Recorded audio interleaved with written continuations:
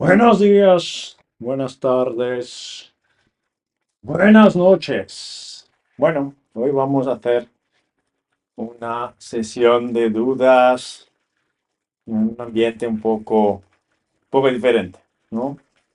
Pero igual, vamos a coordinar dos estímulos, el estímulo de la bici con la sesión de dudas, y así podemos hacer dos cosas a la vez, que es entrenar para el Iron y luego contestar las dudas. Muy bien, creo que todo bien. Y ahí seguimos. Bien, vamos a arrancar por la primera pregunta, que es la pregunta de Laura. Vamos a ver que la tengo aquí. Hola Luis, tengo una duda respecto al bloating. Perfecto. Según he oído en uno de los vídeos, aconsejas caminar unos 10 minutos después de comer, con los brazos detrás de la espalda, flexión de cuello.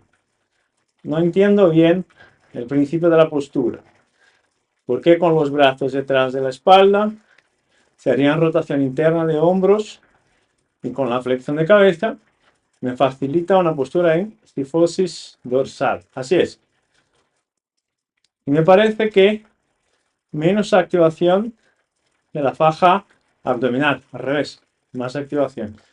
Ya que los erectores de la columna, que no son parte de la faja abdominal, se activan cuando proyectamos la cabeza hacia el techo. Eso es correcto. Gracias de antemano. Laura, es bastante sencillo. La investigación se hizo así, tal cual. Manos aquí, ya tengo el Claudio. La investigación se hizo con los pacientes. Después de comer, manos detrás de la espalda, cabeza adelante, cuerpo hacia adelante. Como justo induciendo la cifosis. ¿Y esto por qué? ¿Cuál es la idea? La idea es generar un aumento de la compresión sobre los contenidos abdominales. Si aumentamos la compresión sobre los contenidos abdominales, mejoramos el tema de la vascularización, por el tema de la lata, mecánica de fluidos. Más presión abajo, mejor flujo sanguíneo hacia arriba. ¿Vale? Entonces, ese es el principio básico. Los hombros se van hacia adelante, la cabeza hacia adelante, se disminuye la activación de los extensores lumbares. Es justo esta la idea. Disminuir la activación de los extensores lumbares y aumentar la activación de los músculos de la faja abdominal, que cuando están más cerca, o cuando la parrilla costal está más cerca de la pelvis, tenemos una activación del sistema abdominal que está facilitada en este contexto. Sería el mismo para el bíceps. Es más fácil trabajar el bíceps. Estoy aquí. Sería eso. Que si estoy aquí. Sería esto. ¿Vale? Es el mismo. Entonces, pero eso está investigado. ¿Okay? Y funciona bastante bien para estos casos. Bien. Segunda pregunta. Respecto a la herramienta del hueso de aceituna para activar el vago, la región craneal y mejorar la salivación, sería igual que masticar un chicle, controlando el masticarlo de manera repartida por ambos lados. La idea del hueso de aceituna es, primer punto, cerrar la boca. Es el primer punto. ¿Okay? Si cerramos la boca, obviamente hay mucho más demanda para la respiración nasal. Esto asumiendo que no hay ningún tipo de obstrucción en la nariz que le impida obviamente al paciente de respirar por la nariz. Vale. Primer punto. Segundo punto. Activar el parasimpático del cráneo. En este caso no es el vago.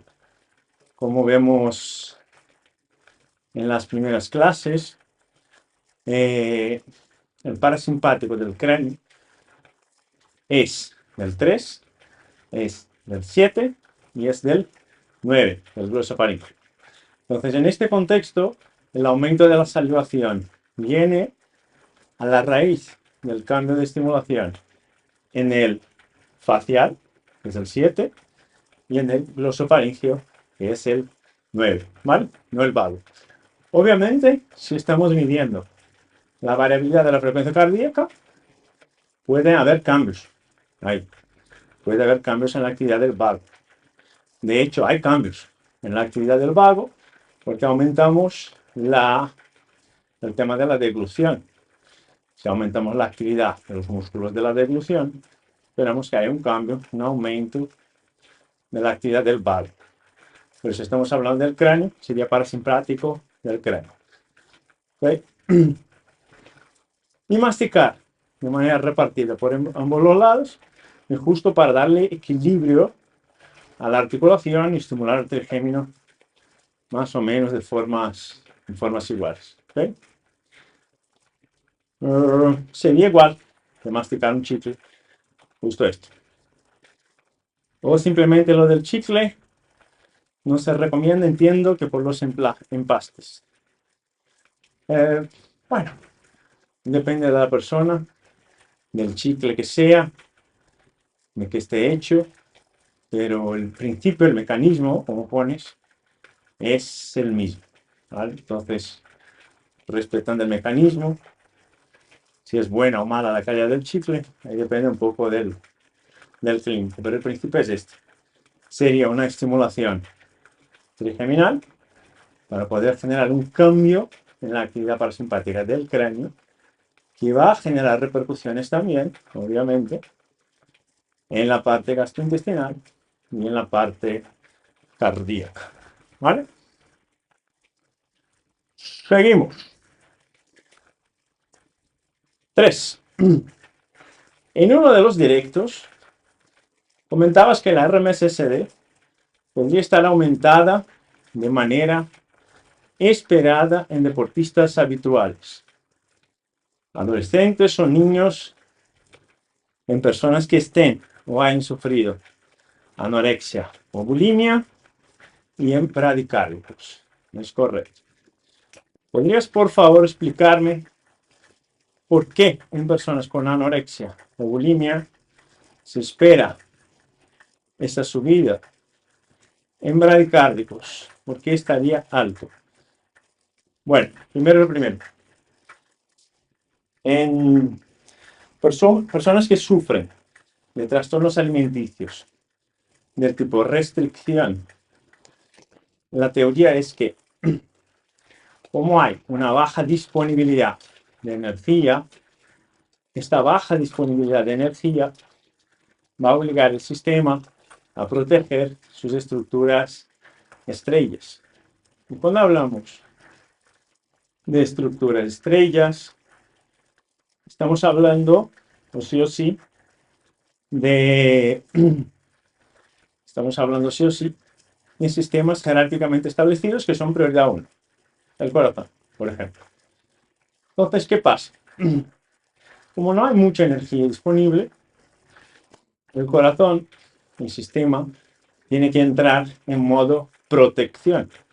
Y cuando entra en modo protección, el corazón empieza a consumir menos energía, el cuerpo empieza a consumir menos energía para poder gestionar mejor la poca energía que hay disponible. En este contexto, en este grupo de pacientes, puede estar ocurriendo un cacao en plan externo, del lado de fuera. Del lado de fuera me refiero al ambiente externo. Y puede estar pasando un cacao en el ambiente externo, que en el ambiente interno, aunque estés percibiéndote estresado, aunque estés percibiéndote cansado, fatigado, todo esto, el corazón, como está en modo protección, lo que hace es mantener una frecuencia naturalmente más baja porque es una frecuencia de protección. Como si generara un asincronismo entre lo que uno percibe y lo que uno y cómo uno responde en plan cardíaco. ¿Okay? Por eso se ve eventualmente en estas personas un nivel de estrés elevadísimo y eventualmente cuando miramos al sistema cardíaco está súper bien adaptado. Además, en estas personas la resistencia vascular periférica es bajísima y si no hay un aumento de la resistencia vascular periférica, el corazón se adapta. No tiene por qué aumentar su ritmo en estas condiciones. ¿Vale? Entonces, porque el corazón está en modo protección, es que se suele encontrar en este grupo de personas una frecuencia cardíaca más baja. Y en bradicárdicos es más obvio. Si lo que medimos es el intervalo RR para poder sacar los valores, en bradicárdicos los intervalos RR suelen ser intervalos más amplios. Intervalos más amplios se supone que hay más actividad vagal. Si hay más actividad vagal, la RMSSD suele subir. ¿Vale? Has comentado que como sistema protector, pero no termino de entenderlo, porque el simpático suele acelerar la frecuencia cardíaca, ¿no es así? Perdón si las preguntas son absurdas. No, no son absurdas, son muy buenas. No entendí esta parte. Has comentado que como sistema protector, pero no termino de entenderlo, porque el simpático suele acelerar la frecuencia. Sí. La bradicardia en general es un factor de protección. No es un sistema de protección, pero es un factor de protección. ¿Okay? Nadie se va a morir, si no es, bueno, en teoría nadie se va a morir por bradicardia. La bradicardia suele ser un factor de pronóstico más positivo. ¿Okay? ¿Por qué? Porque el corazón tiene que trabajar menos, se adapta mejor, se adapta más, hay menos carga inflamatoria, más capacidad de adaptación. Entonces la bradicardia suele ser más protectora que la taquicardia. No entendí el tema del sistema simpático porque lo has metido aquí. ¿Vale? Seguimos, pregunta 4. Gracias por contestar todas las preguntas. Estoy bombardeándote. Perfecto, esta es la actitud. Tengo una paciente con hipotiroidismo, recién diagnosticado. Mujer con situación laboral percibida como estresante, duerme bien, buena alimentación. Al monitorizarla, la RMSSD de 78 con SDN de 34 y frecuencia cardíaca de 56.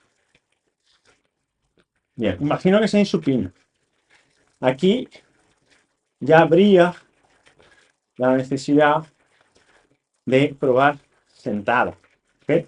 Échale un ojo en el último Implementation Day que hicimos de valoración, de framework diagnóstico, que hicimos en marzo. Me dice que se siente muy cansada y desmotivada. Perfecto, cuadra con lo que me estás enseñando. Hacía deporte, pero ya no lo hace por el cansancio. En una paciente así, teniendo en cuenta que la RMSSD está alta como mecanismo protector, no sabemos si está alta como mecanismo protector o una adaptación a la tiroides. Estaría indicada la respiración del águila, cuclillas o hand grip para aumentar el tono simpático. Más que recomendado, Laura. Más que recomendado. Lo único ahí es que nos falta la temporalidad de los eventos, la clasificación de los loops, que si vas con un poco de retraso aún no lo has visto, y las vías y mecanismos. Si es top-down, o si posiblemente pueda ser un factor bottom-up, eso es lo que nos queda. Pero así, en este contexto que me pones, sin haber probado sentado ni nada, es lo que nos indica que una actividad simpática más alta podría beneficiarle en este contexto. Y esta RMSS de 78 nos enseña más o menos que puede ser esto. Tal cual, es una característica de personas que se perciben más cansadas. ¿Okay? Recuérdate que la fatiga mental también suele cursar con un aumento de la RMSD, ¿vale? Fantástico. Seguimos.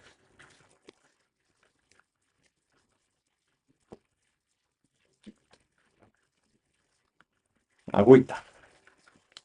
Hola, capitán. Hola, Lili. ¿Cómo estás? Dime si ya tienes superpoderes con el entrenamiento para el Ironman. Todavía no, Lili. Pero super voluntad sí. Por aquí con novedades de la paciente de Bechet. Y sigo diciéndole así, porque su médico le dice que es así. Yo de acuerdo y alineado contigo que es vasculitis que va sobre el ojo. De la cirugía ayer, 9 de abril, pasaron 2 meses. De la cirugía, ayer, 9 de abril, pasaron 2 meses. El profesional la encontró en un 80% de recuperación, teniendo un rango estimado de tiempo para ello de 6 meses, en relación al cuadro como se presenta hoy. Cursa. Indicación hacia la reumatóloga para que le quite el medicamento biológico metotrexato, porque ya no presenta compromiso ocular. Por otro lado, bueno, era lo que se esperaba, Lili, con el trabajo que se hizo antes de la cirugía, para poder prepararle para tener una mejor respuesta post cirugía, con el trabajo de regulación autonómica que hiciste, lo que esperábamos era esto. Además de un pronóstico más favorable, un tiempo de recuperación bastante más corto. ¿Vale? Seguimos. Por otro lado, se operó de la mano por la fractura del meñique, lo que la llevó a interrumpir desde diciembre toda actividad física. ¿No? Por el meñique de la mano. Y está retomando en el día de hoy, 10 de abril. La estaré viendo para una próxima edición el 7 de mayo. Perfecto. Fantástico. Decirte, sabes que te digo permanentemente lo que siento y pienso, pero no me canso de expresar mi admiración y mi gratitud eternas e infinitas. A ti, Lili, eres una máquina. Y esta es la actitud. Así, el beneficio, al fin y al cabo, es de quien tiene que ser. Es por lo que luchamos todos los días. Se beneficia al paciente. Y eventualmente no somos capaces de revertir una situación, pero sí que siempre seremos capaces de darle al sistema y a la persona una mejor capacidad de respuesta frente a cualquier situación. Eso es seguro. Felicidades. Seguimos. Telma, de febrero, en clase extra de sinergia abdominofrénica. Hola, cazadores. Hola, Luis. Hola, Telma. Pregunta. ¿Tú crees que la disinergia abdominofrénica tiene que ver con el reflujo, los cólicos y el estreñimiento que presentan los bebés de menos de 3 meses de edad. Creo que no, Telma. Creo que no. Creo que ahí es un problema de tiempo de formación, tal cual. De desarrollo de las estructuras neurales, desarrollo de las estructuras inmunitarias, del intestino.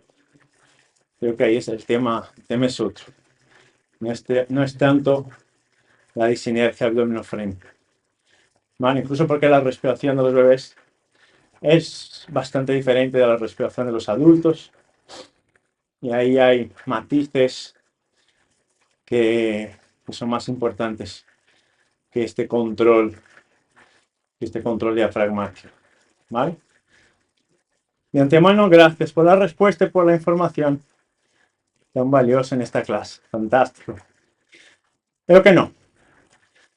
Hay otras cosas en el bebé, la respiración es una de ellas, que se podría valorar, que mejora mucho.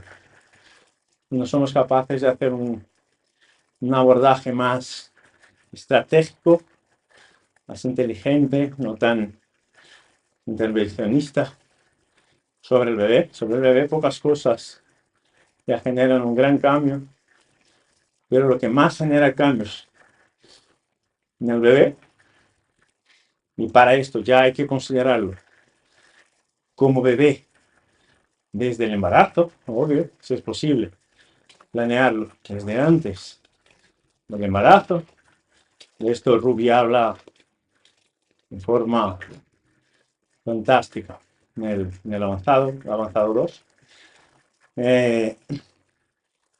Pero las intervenciones sobre la madre suelen resultar sobre el principal cuidador, suelen resultar muy positivas en este contexto bebé, generar cambios muy importantes. Porque si te das cuenta, jerárquicamente hablando, el sistema jerárquicamente superior al bebé, que es su principal elemento de regulación, es la mamá, ¿vale?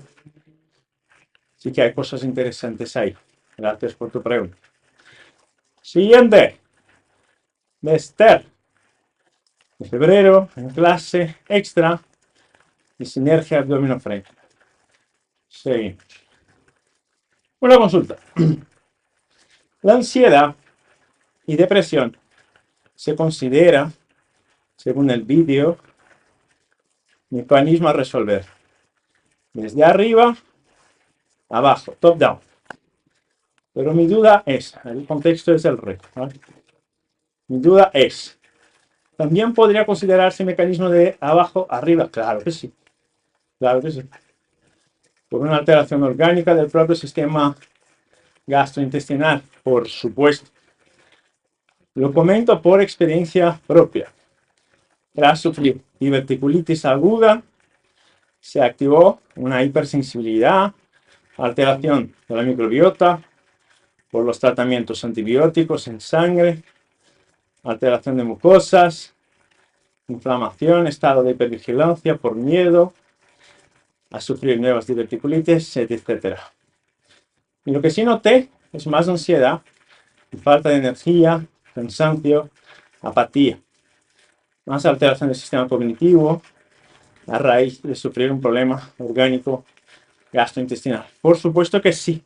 Esther, ansiedad y depresión, así como dolor, puede venir de una vía top-down o puede venir de una vía bottom-up. Por supuesto que sí. Por eso hacemos la temporalidad de los eventos. Una de las ideas de la temporalidad de los eventos es que puedas entender dónde fue el primer punto o cuál sistema se presentó antes como sistema que ya no se adaptaba de alguna forma.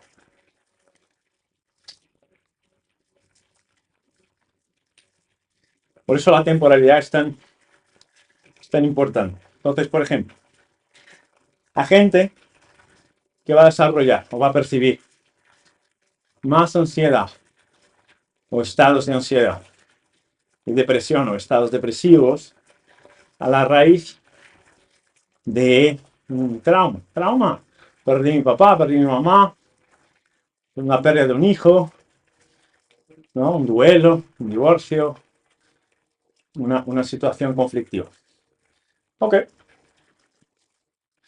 Ahí cuando pasa esto, en general es un relato, es una queja, una historia clínica de antes de que me hubiera pasado esto, yo era así. Después de haberme pasado esto, empezó a pasar eso, eso y eso, y ya no volví a ser la persona que acostumbraba a ser antes. Mi cuerpo, mi cabeza, cualquier cosa. ¿Sí? Eso es una vida top-down.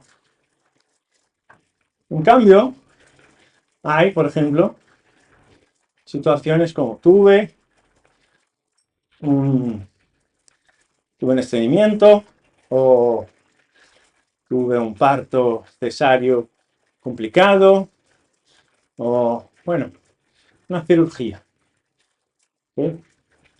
Y a la raíz de eso empecé a desarrollar problemas de sueño, gastrointestinales, alteraciones del humor, pum, pum, pum, pum. Ok, ahí tenemos una vía boronal.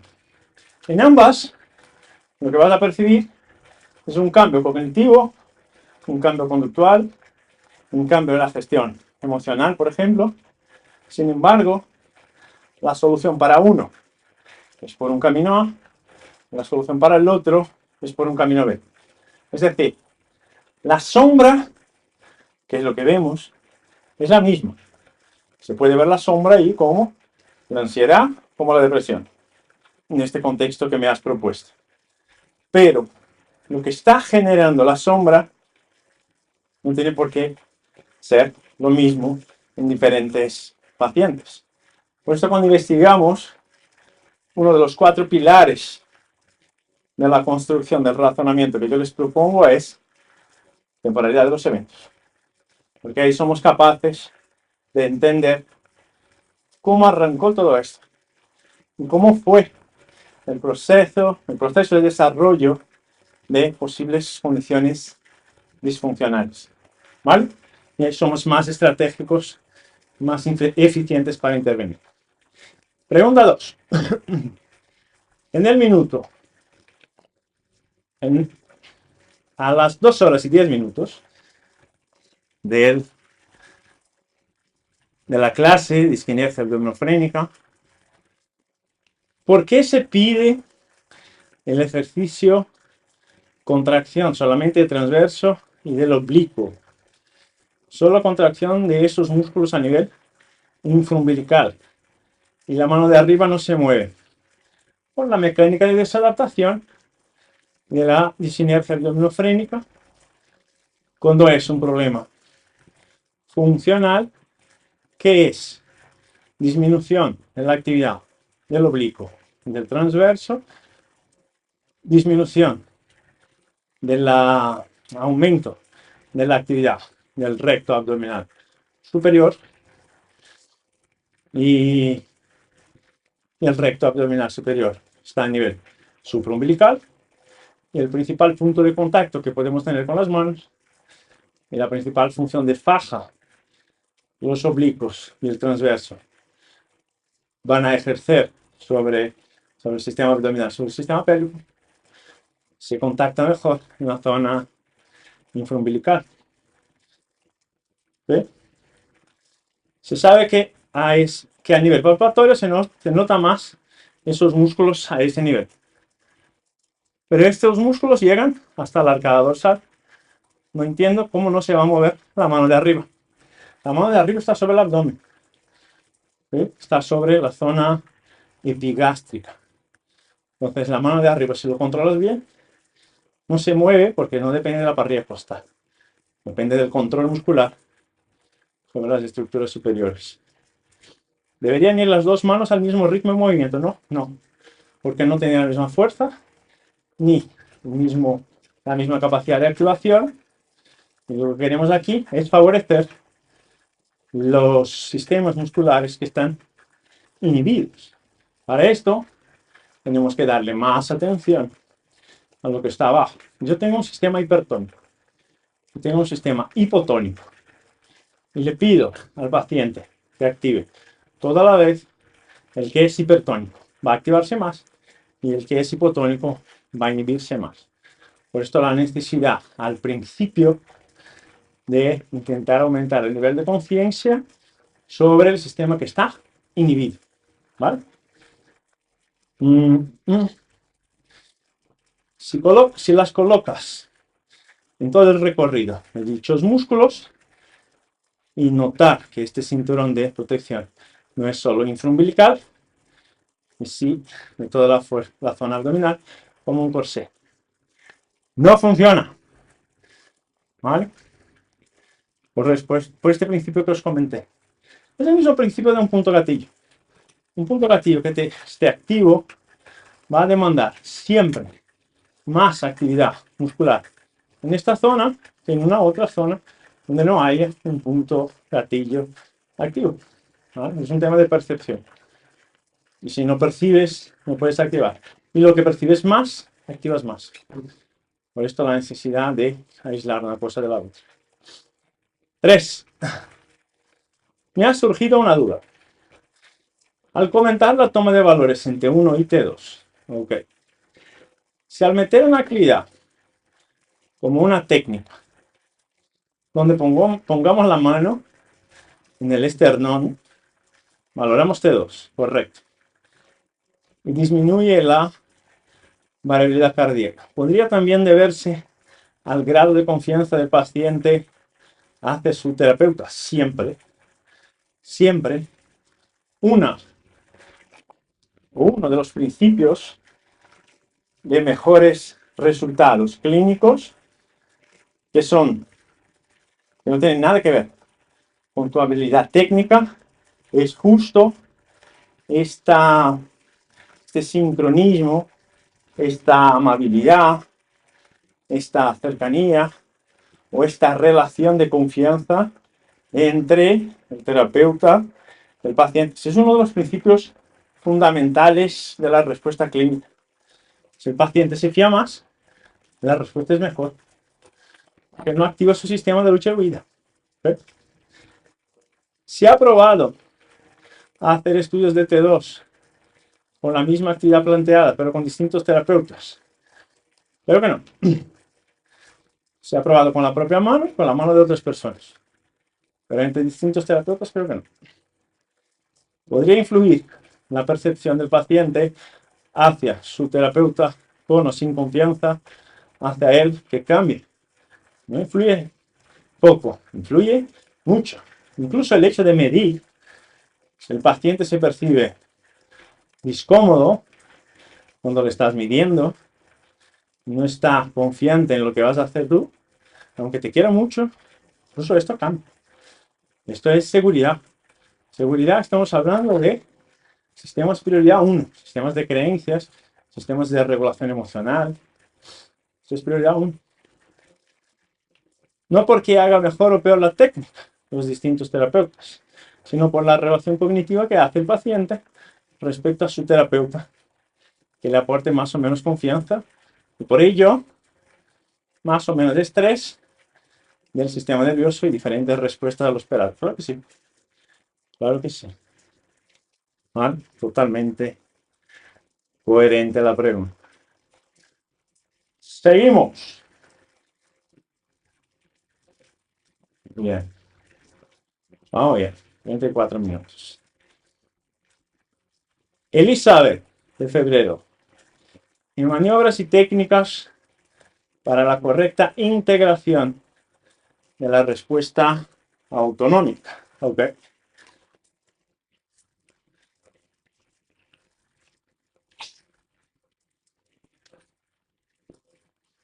Hola Luis. Hola Elizabeth.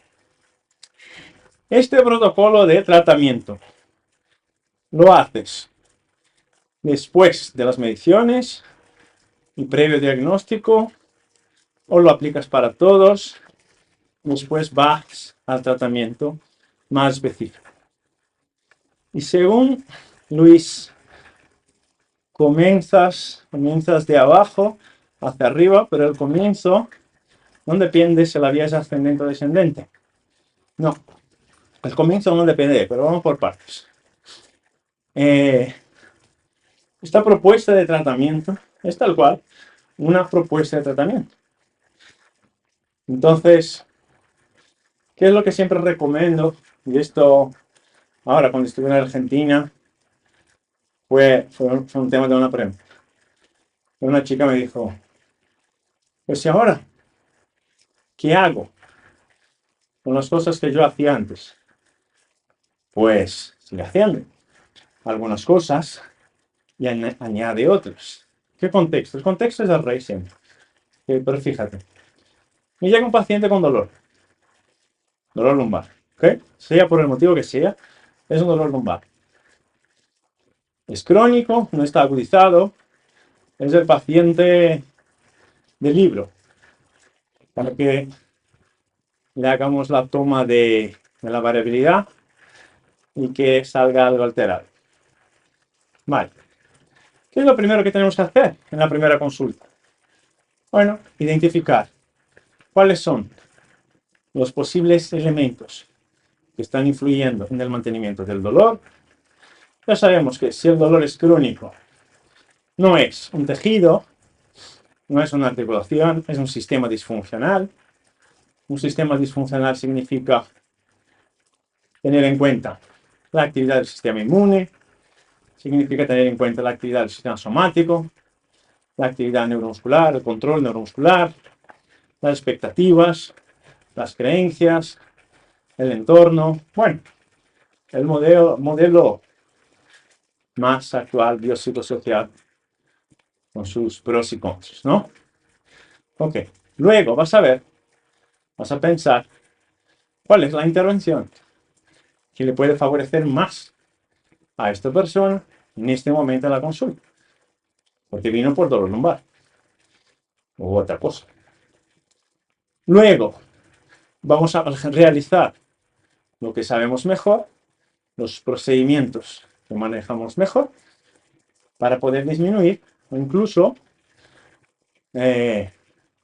negativizar los síntomas de dolor lumbar. Ahora, sabemos que es crónico, sabemos que es recidivante, sabemos que hay una alteración autonómica porque lo hemos medido. Vale.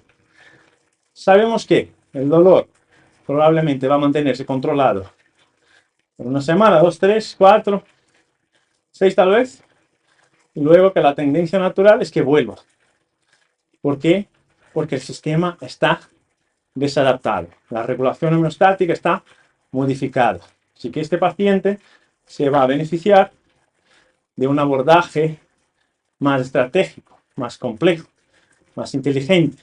No solamente desde una perspectiva de la modulación del dolor, sino también de una perspectiva de los principales elementos que son responsables por modular la respuesta al dolor.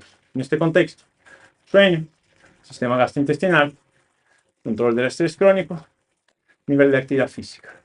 Entonces ahí, en estos 4 pilares, de los 4 M's, es cuando vamos a empezar a intervenir para poder restablecer los sistemas jerárquicamente establecidos que son prioridad 1.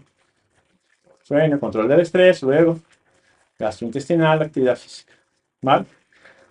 Luego, si para hacer esto, porque ves que hay campos que están desadaptados, o que el paciente, con el nivel de compromiso que tiene, no será capaz de realizarlo solo, a raíz de eso, le proponemos que empiece a cuidar de su salud, no solamente a cuidar de su síntoma.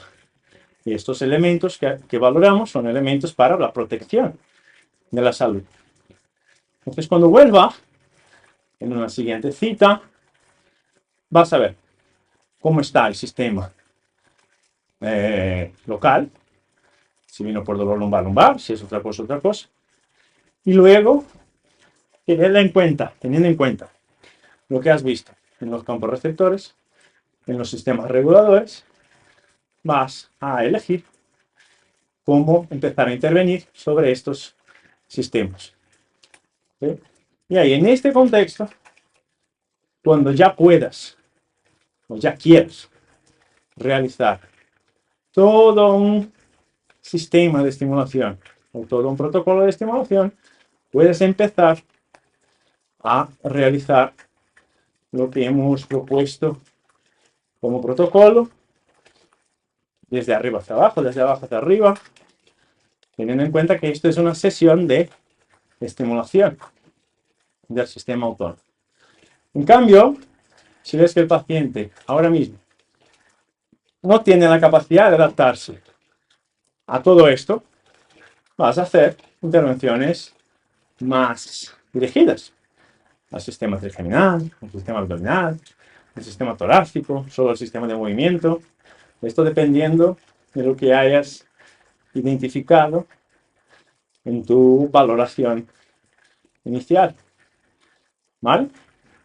Entonces, rara vez soy capaz de hacer todo de arriba hacia abajo, porque eso supone que me supondría que el paciente ya tiene capacidad de aguantar esta carga y que está en un momento que hacer esto ya sería muy beneficioso para él. Rara vez tengo pacientes que llegan a esta condición, ¿vale? Lo que sí suelo hacer más es dividir en pequeños bloques de tratamiento donde voy a intervenir más sobre los sistemas que se regulan peor y los sistemas que se regulan mejor, y eso lo sabemos porque los medimos en consulta.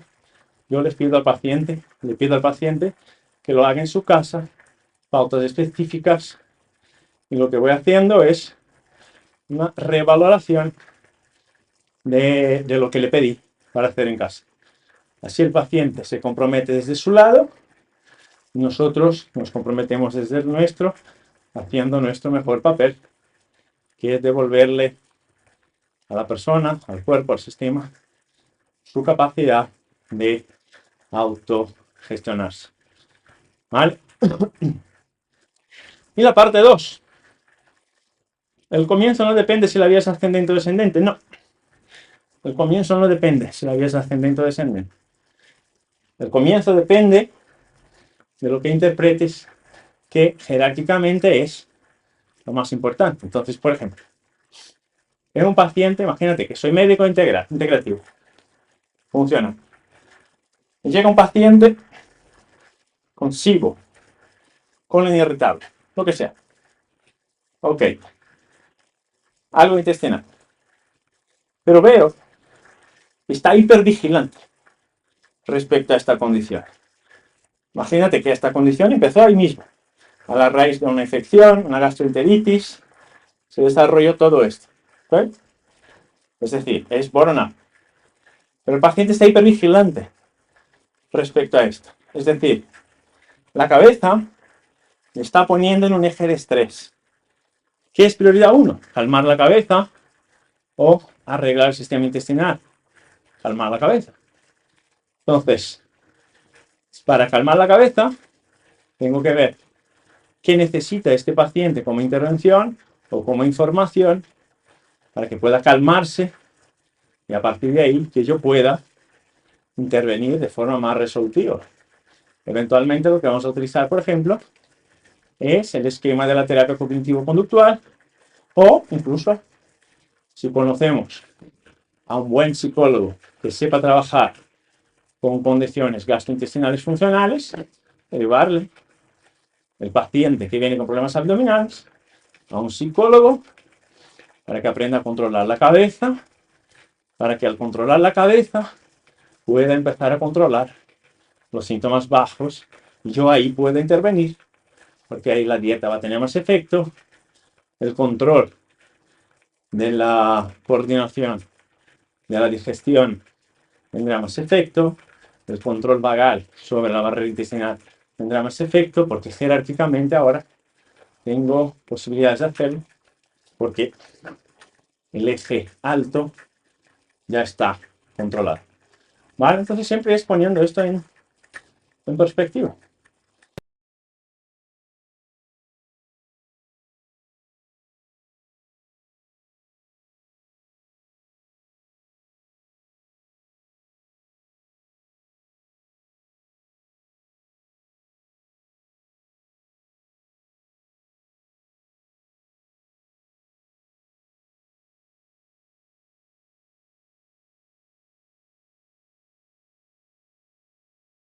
Cambiar la ruta que vas a utilizar para poder llegar a este reto o a esta meta que te has propuesto. ¿Vale? Seguimos.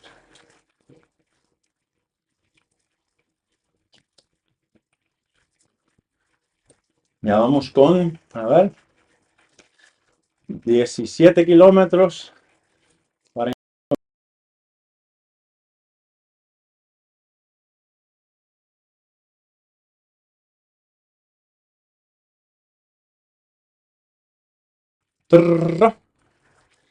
Berenice de febrero. En anatomía del sistema simpático, parasimpático y clasificación funcional. Venga. Maestro, me generó una duda. Usted primero menciona que solamente el ganglio superior, medio e inferior, no sé.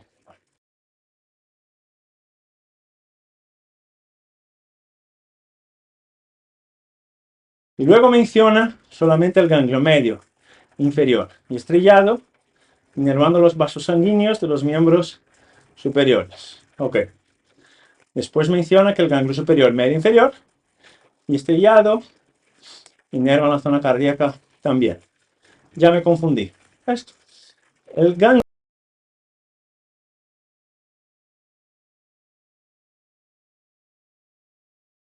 se une al primer ganglio torácico y ellos forman el ganglio estrellado.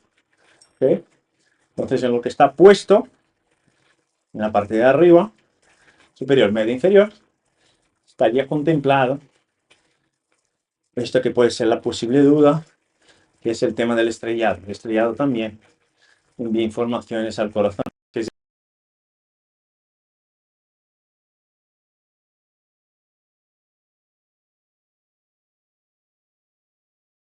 Inconstante, algunas personas no lo tienen. El enfoque, cuando queremos trabajar o valorar a la vascularización de miembros superiores, es el ganglio estrellado, el último cervical, primer torácico. ¿Sí? Entonces, es correcta.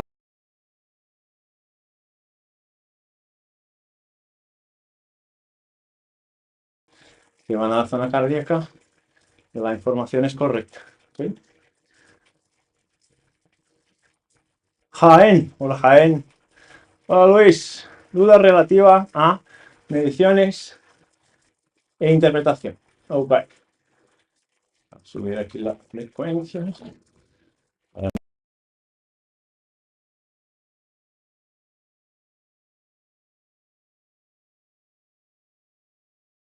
Dando cuenta de que debe de hacer cambios de hábitos para recuperar su salud. Fantástico. Tiene poca fuerza de voluntad. O sea, habla de lo que tiene que hacer. Conocimiento no le falta, pero no ejecuta lo que dice. O no logra mantenerlo en el tiempo. Jaén, yo te diría que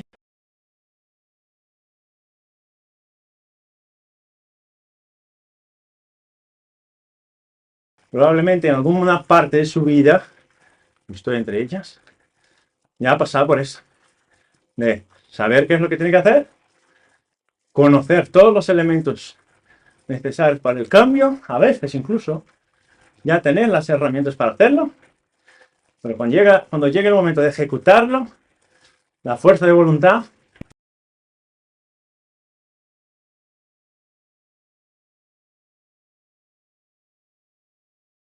Y el cambio, aunque sea para mejor, también demanda más consumo de energía.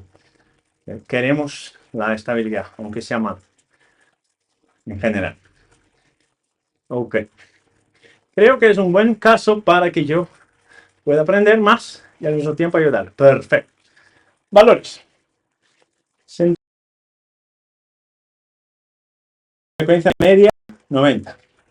RMSSD, 13, bastante baja. SDNN, 14. Ya sabemos. Frecuencia, más alta que 90. SDNN, más baja que 50.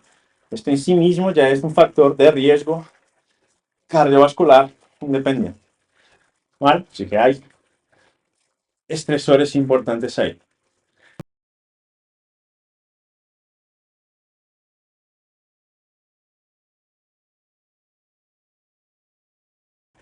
En supino, 89. Baja, me baja bastante poco. Es decir, es un sistema resistente. RMSSD, debería subir. En sentado, estaba en 13. Supino, 14,7. Ok, cambio poco.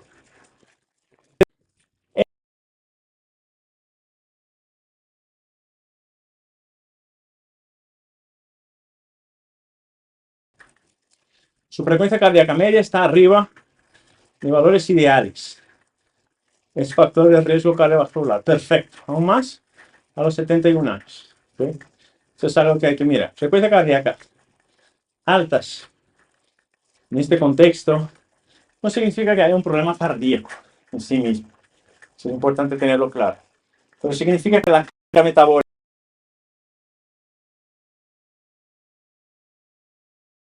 de funcionamiento general del sistema es elevada.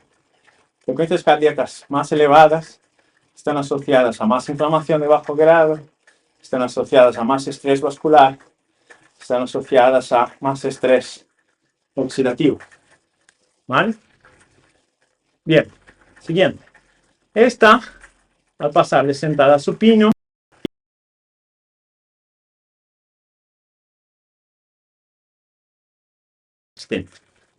tiene un nivel de estrés alto, con un valor de tono vagal inferior a lo ideal. Perfecto. Cuando pasa a supino, este tono vagal aumenta, como se espera. Por lo tanto, su sistema funciona en el sentido esperado. Funciona, pero como cambió poco, lo que nos dice es, yo funciono, aunque sea resistente.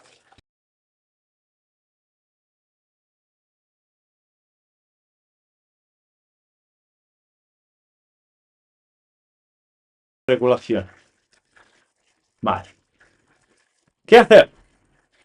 Encontrar las vías para disminuir la frecuencia cardíaca y aumentar el tono vagal o la RMSSD.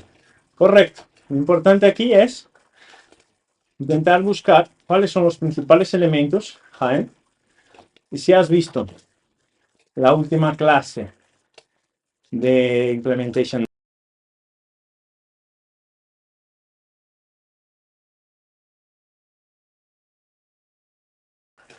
vas a encontrar ahí los 4 M's, como ya hemos dicho, y vas a encontrar ahí los 3 R's. Entonces, que serían sistema trigeminal, sistema varo, sistema gastrointestinal. Sería importante en este contexto entender posiblemente cuál de los 3 R's que le está generando mayor cambio, o que le está generando la mayor demanda y que le está impidiendo de adaptar. ¿Okay?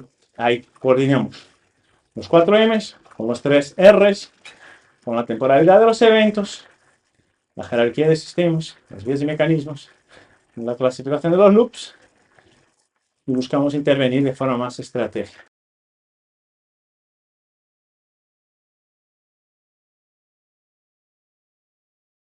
¿Qué hay que hacer ahora? Ahora tienes que hacer esto. Identificar cuál de los 4 M's puede estar más afectado y hace más tiempo, temporalidad de los eventos, probar los 3 R's y ahí somos capaces de entender dónde podemos intervenir más y mejor, siendo más eficientes con menos esfuerzo. Cosas que sé de ella. Artritis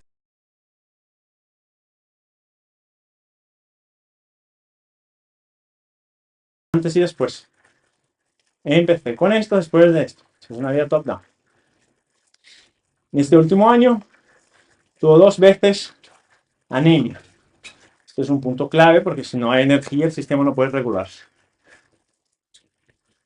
Muy activa socialmente, está metida en 1000 cosas y siente un compromiso fuerte con 1001 causas. Se desvive por otros lados.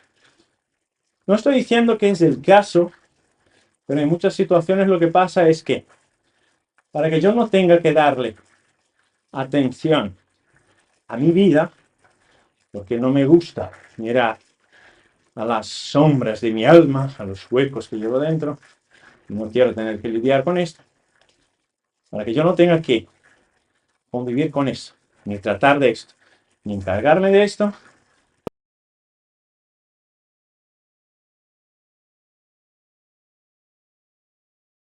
puede ser una posible explicación de por qué soy tan eficiente y responsable para cuidar de las cosas de los demás. Sin embargo, para cuidar de las mías, soy bastante ineficiente.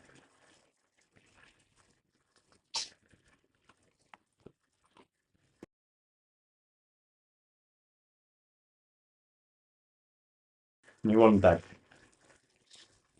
¿Okay? No estoy diciendo que es esto, solo que a veces es un comportamiento que se produce. Luego, crisis de ciático hace menos de un mes. Oh. Ella dice que ya se está forzando a salir a caminar. Okay. Actividad casi nula antes. Salir a caminar no debería suponer un esfuerzo si es activa socialmente. Lo que es el esfuerzo es salir a caminar por un objetivo suyo, por una meta suya, no para los demás. Esto sí. Pues siente que moverse le ayuda a desvanecer dolores, aunque tendría ganas de quedarse en la cama. Eso es conservar energía.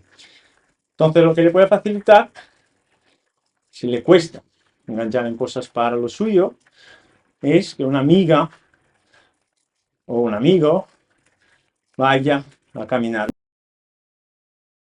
De caminata, esto ayuda. ¿Me puedes ayudar a saber qué hacer en primer tiempo? Además de decirle que continúe con las caminatas. Esto, valora los 4 M's, los 13 R's. Y luego me envías, ¿vale? Considerando sus valores, ¿qué ejercicios sencillos le puedo pedir que haga diariamente para así aumentar el tono vagal poco a poco y hacerle mediciones cada X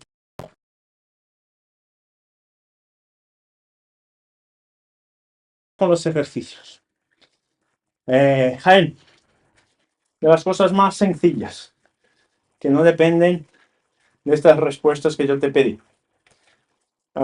Encontrar una respiración que le siente bien. Prueba ahí, respiraciones de... Primero, configura la aplicación para 2 minutos. Haz una toma de 2 minutos en la posición que le vayas a pedir para hacer la respiración. Es decir, si es supino, supino, si es sentado, sentado. Vale. Luego, cuando ya esté en la posición, pídele un ritmo. 4, 6, 5, 5, 6, 6. Los más para cada uno de estos ritmos. El ritmo que te dé. Frecuencia cardíaca más baja. RMSS de más alta es un ejercicio sencillo para que el vago empiece a responder. Si puedes sumar a esto la respiración que le sentó o que ella percibió como más placentera, mejor aún. No hace falta.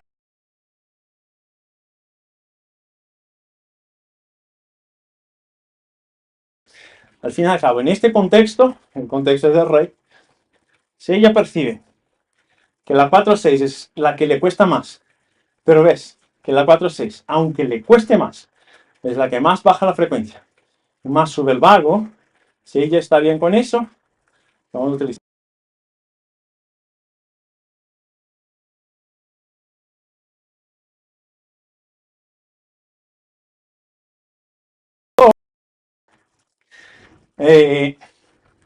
Si puedes darle a ella ejercicios sencillos que salgan del plan sagital, movimientos laterales, movimientos de rotación, si es posible, cuclillas, cosas que le obliguen a moverse en diferentes direcciones. Esto también nos podría...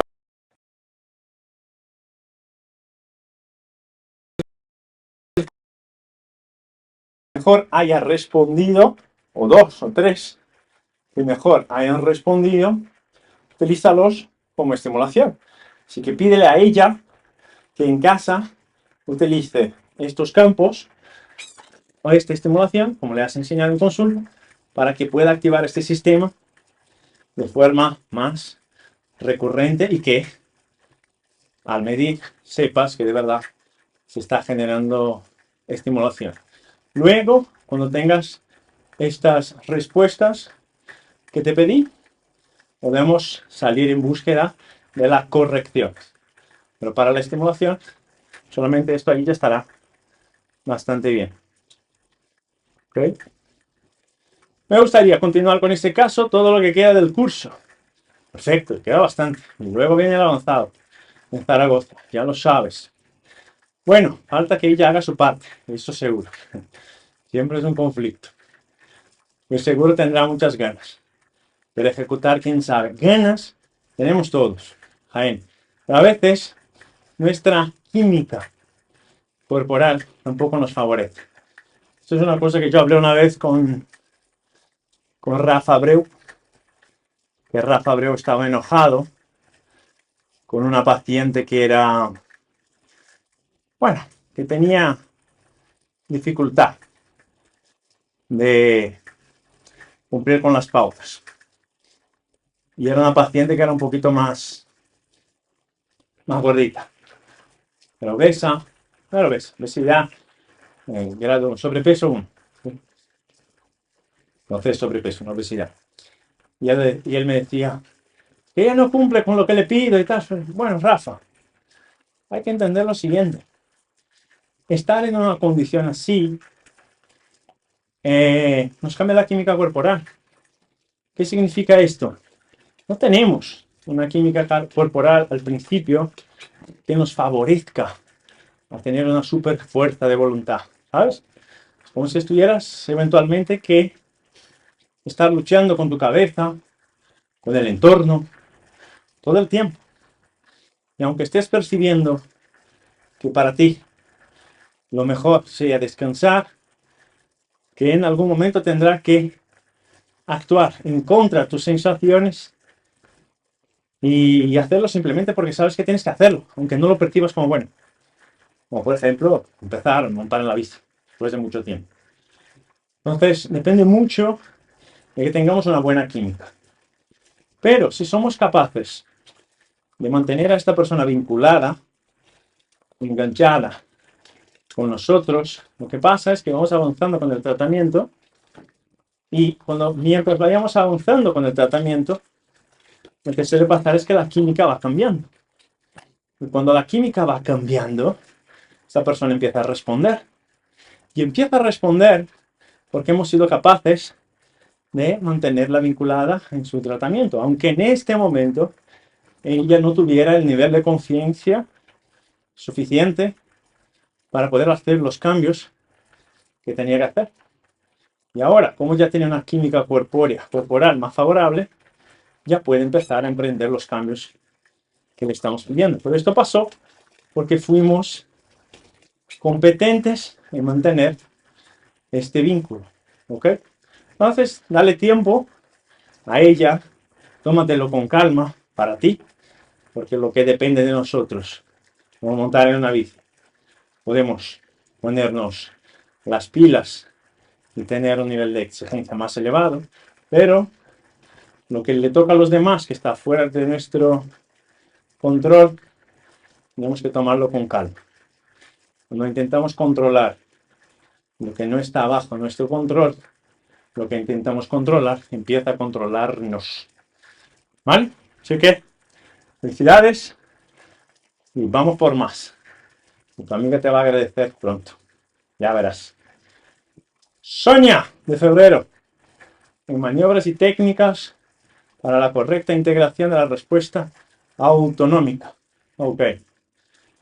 Vamos al tema. Hablas de valores de referencia. RMSD y SDN. ¿Te refieres a estos valores tomados en dibujos supino o en sedestación? Ambos. ¿Ok? Porque los valores se sacaron de estudios de follow-ups de tomas largas, es decir, de todo un día. En algún momento estabas sentada, en algún momento estabas en supino, en algún momento estabas de pie. Este es el promedio, ¿vale? Así que ambos. Esther, de febrero, en vías de comunicación del SNA parte 1. Una duda.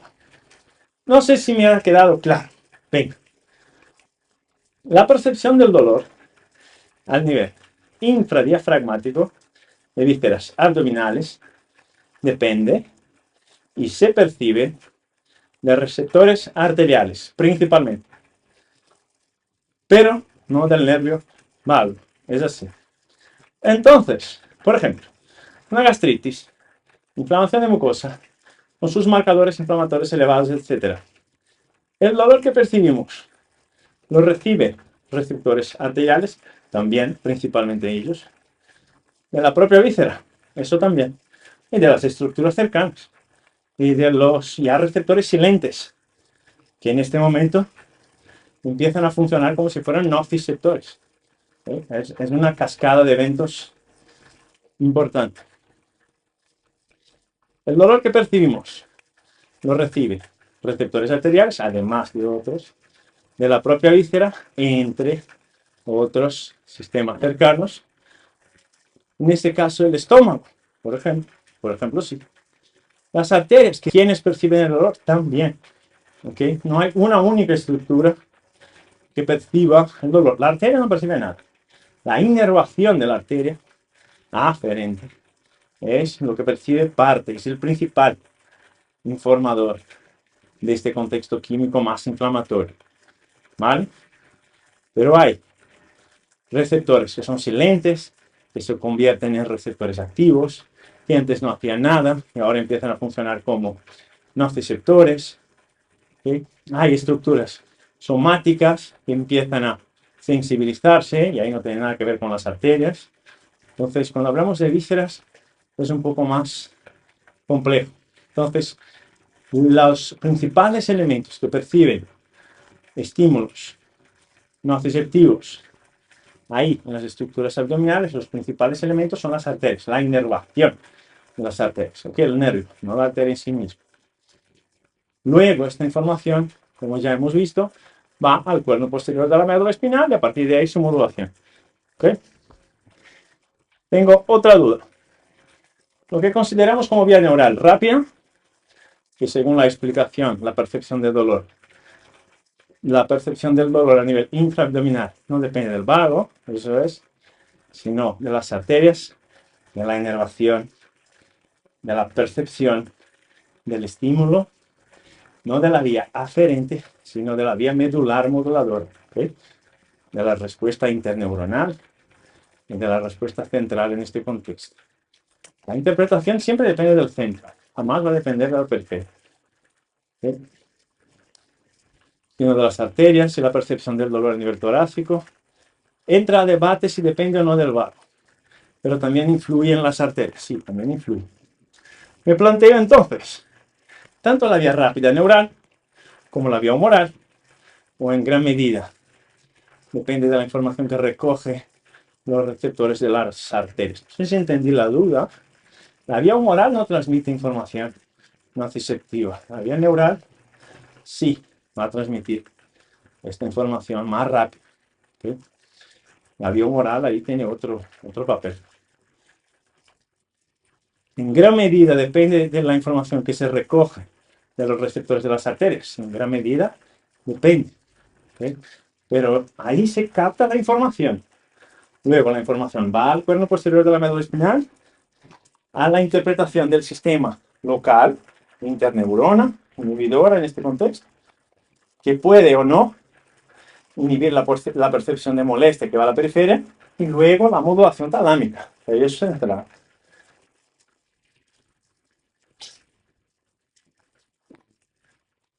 Vale. Seguimos. Si es así, lo que nos han explicado con el enfoque osteopático es fundamental es fundamental una buena irrigación de las vísceras para un buen funcionamiento de la misma y del sistema. Ahora sí tendría una base científica que lo explicara, ¿no? La ley de las arterias, de la arteria, creo, se refiere. Esto no haría falta una explicación muy científica.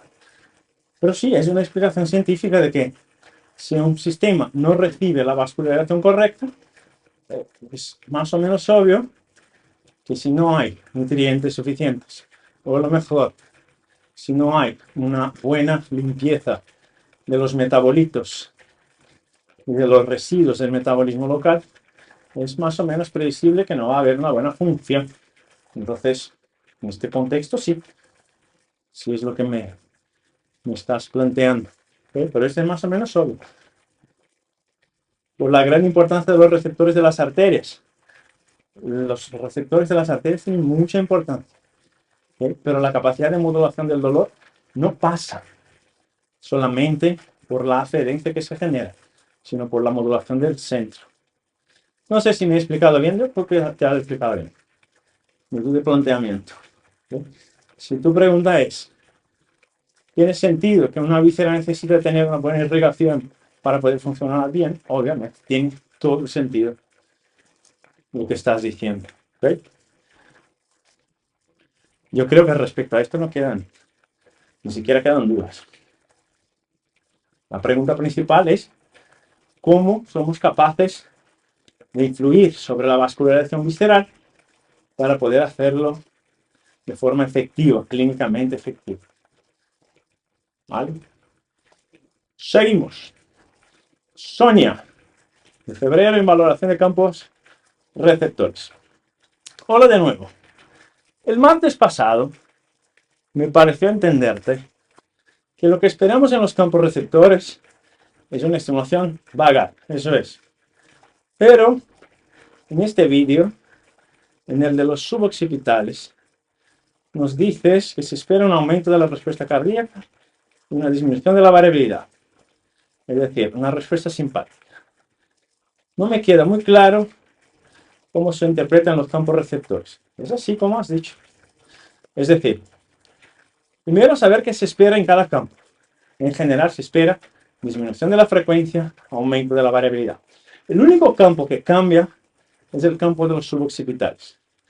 ¿Por qué cambia? Porque ahí no deberíamos esperar cambios. ¿Ok? No deberíamos esperar cambios. Porque no es un campo fundamental, un campo principal de regulación, es un campo somático. ¿Por qué lo utilizamos? Porque es muy rico para la concentración de receptores, tiene mucha concentración de receptores de angiotensina del tipo 2. ¿Okay? Entonces, suele ser un campo que en algunos pacientes está un poco sensibilizado. ¿Y qué tipo de respuestas deberíamos esperar de este campo? Ninguna. Deberíamos tener un empate a cero si el sistema está bien regulado. ¿Okay? No es un campo visceral, no es un campo reflejo. Lo que estamos buscando con esta estimulación es una modulación talámica, una respuesta talámica. ¿Okay? Si pasa algo, esperemos que sea o un mantenimiento en plan funcional, o un mantenimiento, o una mejor respuesta parasimpática, es decir, menos frecuencia, más variabilidad. Si lo que pasa es que sube la frecuencia, ahí es algo que tenemos que estar más pendientes, porque ahí este campo puede estar influyendo negativamente en la modulación del sistema. ¿Mal? Pero no es algo que yo debería esperar de forma muy marcada. Entonces lo que esperamos en los campos es esto. Y todo esto lo que como vas a comentar. Segundo, a ver qué interpreto. Si pasa lo que espero, si pasa lo que espera, significa que está preservado. Es decir, ¿cuál es la función de un campo receptor? Los campos receptores que elegimos, la forma de estimulación que elegimos, tiene un sentido. No es al azar. ¿Por qué elegimos estos campos? Porque son potentes elementos generadores de cambios homeostáticos. ¿Okay? Loops de feedback. Entonces, cuando estimulamos un campo y obtenemos la respuesta esperada, significa que el loop de feedback está preservado. Si el loop de feedback está preservado, yo puedo contar con ese sistema para poder regular a mi paciente. En cambio, si no está preservado, tengo que entender por qué no está preservado y qué tengo que hacer para que vuelva a responder de acuerdo. Y ahí, si no funciona, intervenir. Y si funciona bien, le pido al paciente que estimule este campo, este sensor en casa, para que vaya generando su propia estimulación vagal. ¿Vale? Si pasa lo que esperas, entonces, perfecto, el loop está preservado, pídele al paciente que lo haga en casa. Si no pasa, rehabilita, identifica por qué no funciona y luego rehabilita el campo. También, en la respiración 6-6, yo pensaba que era una respiración para estimular el vago, y es así. Pero si esa respiración sube la frecuencia y baja la variabilidad en la inspiración, y pasa lo contrario en la expiración, ¿por qué se considera una respiración para aumentar la respuesta vagal? No es que esta respiración lo haga. Sonia, respirar lo hace. Respirar. No es la 6-6 que produce este efecto. Respirar produce este efecto. ¿Ok? La inspiración es un momento simpático, la expiración es un momento parasimpático. Y en general, el 99% de las tareas que hacemos a lo largo del día, hay un momento simpático y un momento parasimpático. ¿Qué es lo que nos importa? El rebote, la resultante, la consecuencia natural de haberlo hecho. Cuando terminamos la 6-6, lo que esperamos es que la resultante de estos esfuerzos simpáticos y parasimpáticos hayan generado un cambio para más actividad parasimpática. ¿Vale? Este es el tema. Hola, me gustaría comentar los valores de un caso. Venga. En un paciente de 83 años, operado de la arteria carótida por ateroma hace 8, duerme bien, anda mucho todos los días, come cada vez menos porque no tenía hambre. Hace 2 años tuvo un episodio de dolor y limitación funcional de ambos hombros. Le diagnosticaron un tipo de artritis que con corticoides mejoró el dolor. Ok. Ahora vuelve a tener esos mismos dolores. No consigue levantar los brazos más allá de 80 grados de flexión o abducción. Pero en este caso, el médico no le dice que sea artritis. Ok. Seguimos. Valores. Sentado, RMSS de 25, frecuencia 66, SDNN 16. Supino, la RMSS que estaba en 25 baja a 12. La frecuencia de 66 baja a 62. La SDNN de 16 baja a 10. Entiendo que está invertido, está invertido. ¿Qué se puede hacer para revertirlo? Valorar los 4 IMS. Luego, mira la mentoría que hicimos, los 3 R's. ¿Ok? Ese es el primer punto. Intentar entender en la línea de temporalidad, intentar entender jerárquicamente hablando, estableciendo las vías y mecanismos y el loop, qué es lo que está influyendo para la mala regulación del sistema. Ese es el primer paso. Pues si no, no hay contexto. Si no, estamos a ciegas. Es decir, le duelen los hombros. ¿Qué puedo hacer para revertir los valores del vago? Nos falta contexto. ¿Ve? Siempre estos pasos son fundamentales. Le hice una T2 de respiración 6-6. Sentado. Con un cojín en la tripa. Porque cuclillas no puede hacer por una artrodesis en TPA izquierda. Y los valores se empeoraban. Ok, RMSS de 7, frecuencia cardíaca 65, SDNN de 9. La frecuencia cardíaca no varía mucho, pero supongo que es por la medicación que tomo para la hipertensión, ¿no? Puede ser. El paciente también es diabético, toma pastillas. Entonces ya tienes ahí uno de los 3 R's, un grupo de regulación que está afectado. La respiración. ¿Qué tienes que hacer? Valorar la mecánica ventilatoria, identificar si hay algún ritmo que le siente mejor, si hay hiperactivación de circuitos respiratorios accesorios, si es una buena respiración diafragmática o no, si hay hinchazón abdominal, bueno, todo lo que esté implicado en el circuito ventilatorio, si hay buena mecánica de caja torácica, ahí es el momento de que hagas tu show, Sonia, para identificar qué puede estar afectando a este sistema, a este paciente. ¿Okay? Y ahí, cuando encuentras, corriges, y cuando corriges, vuelve a probar, y vuelve a probar. Te regula, ese es el camino. Ángela, del avanzado, en la vía trigémino vagal. Venga, una paciente con siringomielía. Ok. Can, mujer, presenta migrañas cuando está cansada o con preocupaciones. Tiene infecciones de repetición, incontinencia, los antibióticos no la hacen nada. A nivel médico está todo bien, urología. Además, dolor cervical. No quiere que toquemos las cervicales para evitar movilizar el quiste en la médula. Dolor persistente. Ok. Aquí ya tenemos un comportamiento. Hipotiroides y colesterol. Alteración del sueño. Estreñimiento. 2 de los 4 M's alterados. El eje de estrés probable esté alterado. El COVID. En COVID adelgazó mucho por estrés. 3 cejas. Muy nerviosa. Top down. La primera o el primer abordaje tiene que ser top down.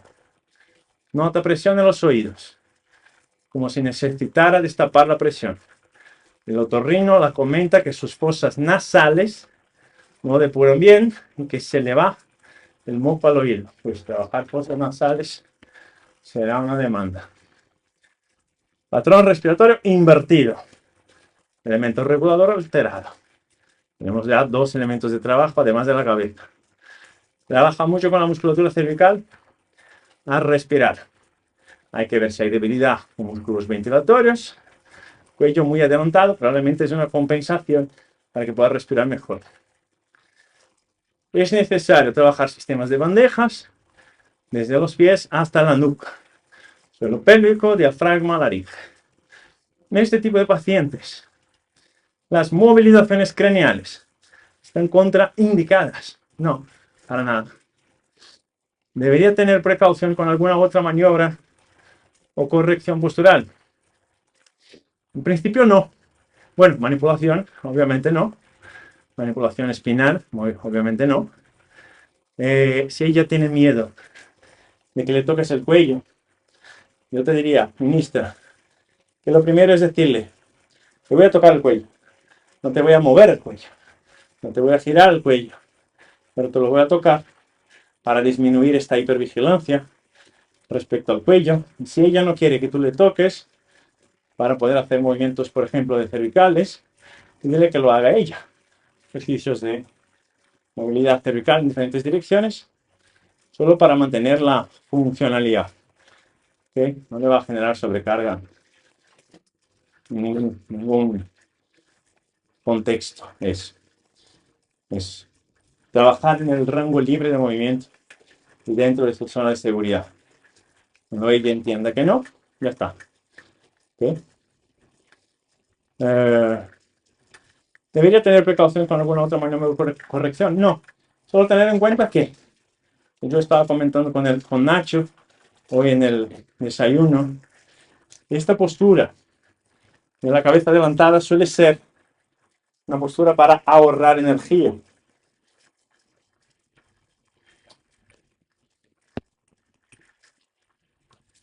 Si es una postura para ahorrar energía, eso significa que si estás intentando buscar regulación de la lata, va a perder el control cervical. Es decir, busca primero la regulación que quieras en el centro. Cuando lo tengas, ya haya más energía disponible para eso. Invierte tiempo en intentar buscar una mejor posición para el cuello, ¿vale? Si es el caso. Pero no le pongas como prioritario en este contexto. Reeducar postura para corregir el cuello adelantado. Tal vez, yo te diría, reeducar el metabolismo energético para corregir el cuello adelantado. Si es de este contexto que estoy hablando y si es correcto lo que estoy hablando. Trigémino, perfecto. Patrón respiratorio, espectacular. Pautas de higiene del sueño y control del sistema de mucosas. Fantástico. Solamente la he visto en la primera consulta. Muy bien. En la valoración de la variabilidad, mejora con la corrección de la respiración. Muy poco, pero mejoran los valores. Perfecto. Ya nos vale para Sonia también, que estaba con dudas en este tema. Vale, primero, la dirección, luego la velocidad. Muchas gracias. A ti, ministra. Fantástico. Mira, ya llevamos 1 hora y media contestando preguntas. De verdad, creo que esto se hace mucho más entretenido cuando vamos contestando preguntas.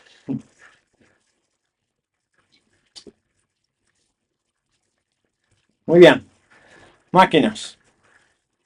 Espero que os haya valido.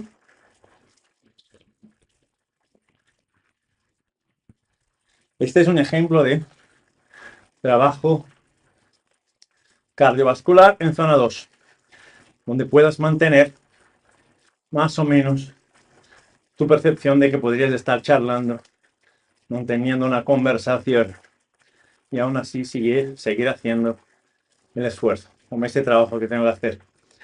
Es un trabajo de zona 2, lo tengo aquí monitorizado, para buscar ahí la adaptación de vías, la construcción de una base aeróbica, ¿verdad? Los alumnos del avanzado manejan mejor un poco el tema. Bien, espero que os haya valido. No os olvidéis del congreso. Es fundamental que estéis. Vamos a tener charlas con médicos, dentistas, psicólogos, fisios, de suelo pélvico, de movimiento, hablando de los 4 ejes de regulación, hablando de liderazgo.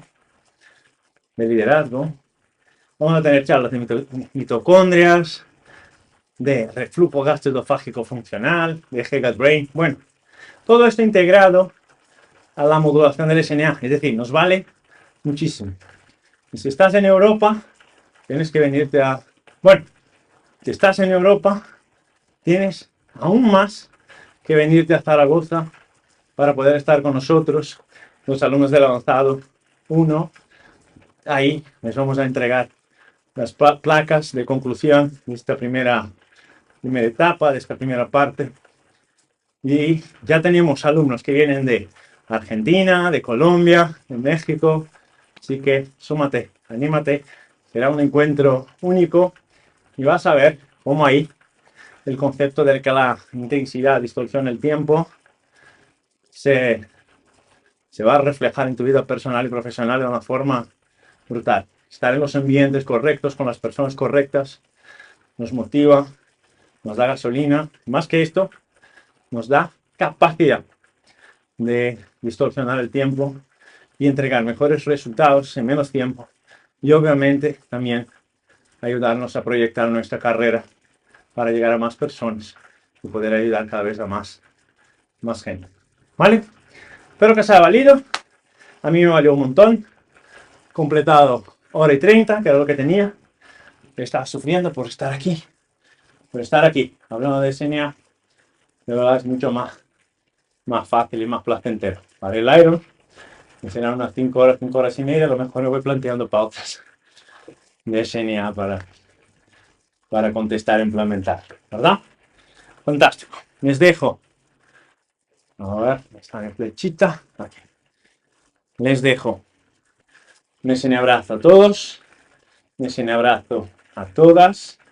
Hoy por la noche vamos a tener nuestra charla de columna cervical, dolor cervical, migrañas, dolor cervical, ansiedad y depresión. No te lo pierdas, te va a ayudar muchísimo. ¿Vale? Cuidaros mucho, nos vemos pronto. Un abrazo a todos, un abrazo a todas. Gracias por la compañía.